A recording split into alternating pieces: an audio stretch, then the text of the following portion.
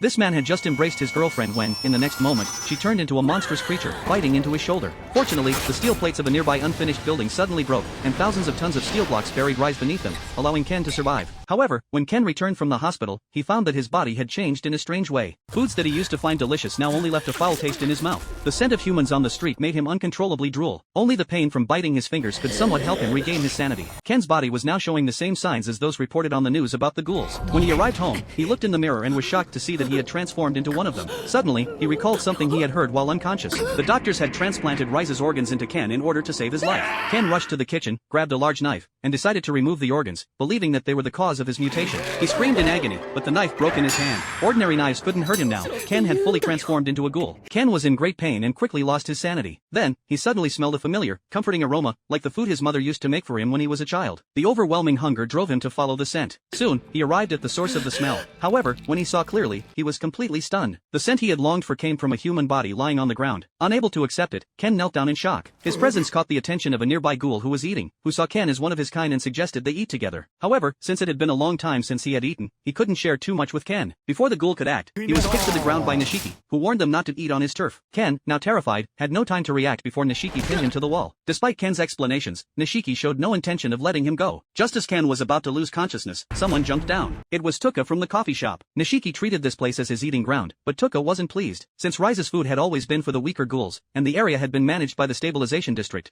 Nishiki had no respect for these rules. After all, before Rise came, this had always been his territory, and now he was just reclaiming it. As Nishiki finished speaking, Tuka and Nishiki started fighting.